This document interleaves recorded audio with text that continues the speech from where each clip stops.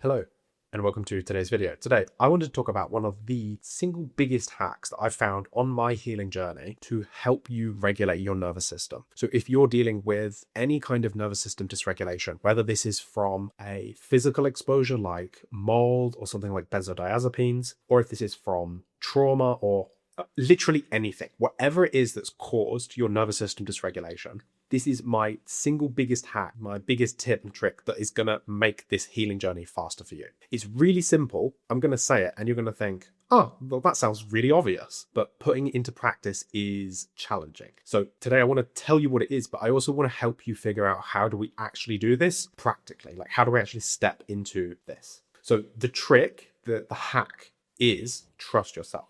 Now, I know that sounds maybe a bit bland, maybe a bit cliche, but there's a really interesting mechanic behind how this actually works. And it's very simple. So life is going to throw different circumstances at you. Maybe you're going to go to a doctor's office and they're going to say, I think you have this and this is what you need to do. Or you're going to be in a situation with a partner and they're going to say something, or you're going to be doing something in work. Whatever it is, you're always going to be doing what you think is the right thing. And then other people are going to offer up or volunteer their opinions or their experiences or their judgments of what they think is the right thing. And trick is we need to take other people's insights on board. This is important. However, we need to always trust ourselves with what we think is the right option. So I didn't do this for a really long time. And having finally become able to trust myself on a deeper level and to do what I think is the right thing, even when I literally have other people literally talking to me saying that they think the thing I'm doing is the wrong thing, and they can even explain to me all of the negative consequences that they think might happen, I will still do the thing that I think is the right thing. And the reason that this is so important is, first of all, if I am right, then I'm right. And that's great because it's going to mean that I'm going to get the outcome that I want. I'm going to get this desired situation to occur, whether this is healing or making money or creating a relationship or a positive experience or solving a certain problem. Whatever it is, I'm going to get that outcome because I know the right thing to do. I trusted myself and I do the right thing. But the second part is actually, in a way, even more important, which is if I'm wrong and I trust myself anyway, I get it wrong. I don't get the thing that I want. I make conflict. I mess up the relationship. I don't close the deal, or I lose the money, or I lose the job, or something bad happens. But this negative outcome becomes a sort of form of reinforcement, a form of learning that helps you to adjust your perspective, and it helps you to become more accurate in your judgment, which means that the next time that you try to trust yourself, you're more likely to actually end up getting a positive outcome instead of a negative outcome. Now, this tool set applies everywhere to everything.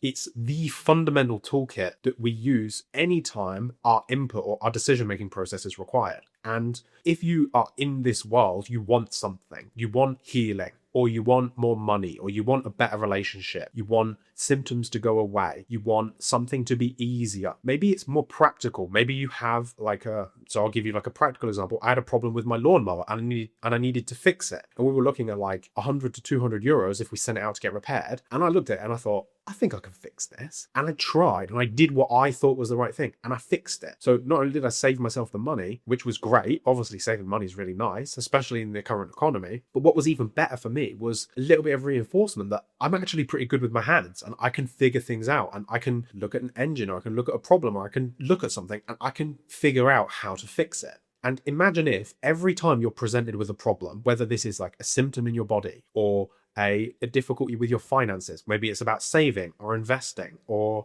a career path or whatever it is, anytime you're presented with a problem, you feel confident enough inside of yourself that you can trust yourself to make the right decision. How much less are you going to be worrying? How much easier is your life going to be? And you will make the wrong decisions sometimes. You will make mistakes. You'll take the wrong supplement. You'll make the wrong decision. You'll say yes when you should have said no. You'll say no when you should have said yes. But even when it goes wrong, it's still going right because you learn from it. And the next time you will make a better decision. So the alternative here, this is where I was going wrong. And this is where, if you're still watching, this is probably where you're going wrong as well. You're taking other people's opinions and you're just putting them in front of your decision-making process. So you're essentially just defaulting your decisions to other people. You're just taking their opinion or taking their perspective or their judgment and just automatically overriding yours and inputting theirs instead. Now, the reason that this doesn't work is if it does work and you get the outcome, it doesn't help you believe in yourself more. It helps you believe in somebody else, which doesn't help you at all. In fact, if anything,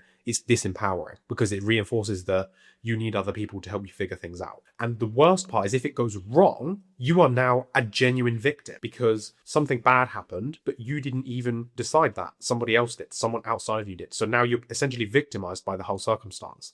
The thing is, you're not actually a victim because you chose to follow somebody else's judgment or to follow somebody else's decision instead of trusting your own. So it's a pseudo-victim state. It's an illusion. You're not actually truly victimized because you're the one that chose to not listen to yourself. So fundamentally, this is a mindset shift. This is a cognitive process. This is something that happens in the mental realm. And if you think about what the nervous system is, it's essentially a physical manifestation of the mental realm. It's our brain. Our brain is where all of our thoughts are coming from. It's this processing of data and information, like the sense of touch when you touch your hand. This is input coming in from your environment through your nerves to your brain, and you process that as sensory input. And essentially what your nervous system does is it receives this input and then it processes it, and then your conscious part, takes this input and decides what to do with it. And essentially, if you look at what we just talked about, all of these problems, whether it's a supplement or a health problem or money or a relationship or whatever it is, these are all sensory inputs. These are all things that are happening.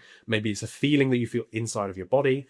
Maybe it's a number that you see in your bank account. Maybe it's the face of your partner. These are all sensory inputs. These are all things that are going to come into your body through your nervous system. So they come into your nervous system, and then your brain needs to process and make sense of it. And if every time you're getting all of this sensory input and everything, you don't trust that, and then you trust what somebody else says, or you follow the decision that somebody else makes, you basically weakening your ability to take this sensory input and process it and to make something good out of it. You're essentially atrophying because you're not practicing it, and your nervous system is becoming less and less regulated.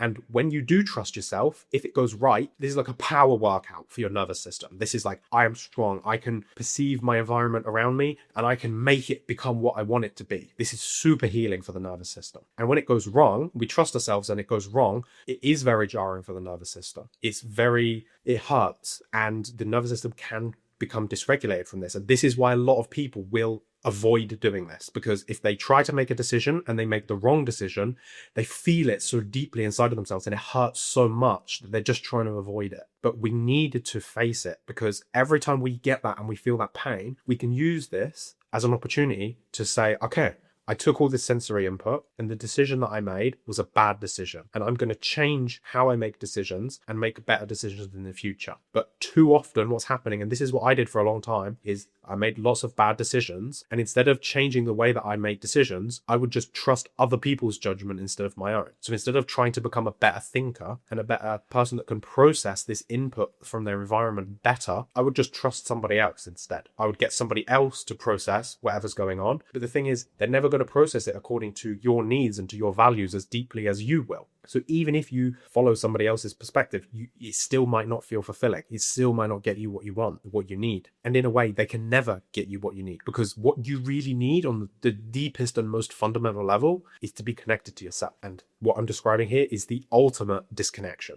So practically, what do we do right now? Look at your life. Think about what is causing you stress. What is causing you dysregulation? Maybe it's a symptom in your body. Maybe it's a decision that you need to make. Whatever it is, just do it. Just make the decision and see it that even if you make the wrong decision, it's still the best thing that you could possibly do. Because either you're not going to make a decision, and that's the most powerless state. That's the absolute worst thing. So do not make a decision. That's the worst thing that you could do. And do not just get somebody else to make that decision for you, because that's not much better than not making a decision at all. Instead, make a decision, make the best decision that you think you can. And whether it's the right decision or the wrong decision, it doesn't actually matter. What's more important is that you are trying to make a judgment call based on what sensory input you have received and what you think is the right thing to do. And if you're right, fantastic. It's the most nervous system healing thing you could possibly do. It's going to heal you more than any neural training program, more than humming or singing or any vagus nerve device. This is where the real thing happens. And if you get it wrong, yes, it's going to hurt, but you have to use that input.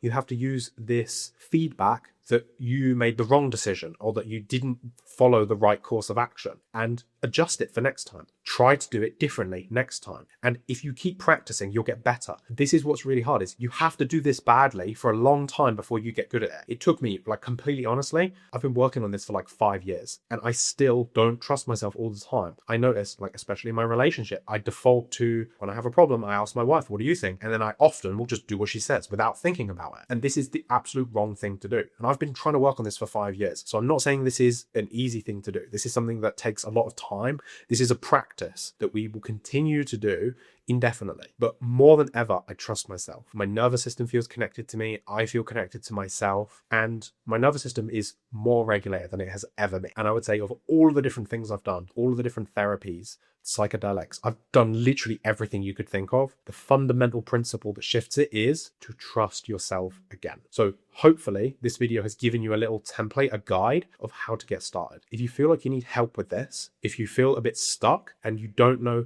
how to work through this, I can help you figure out how to do it.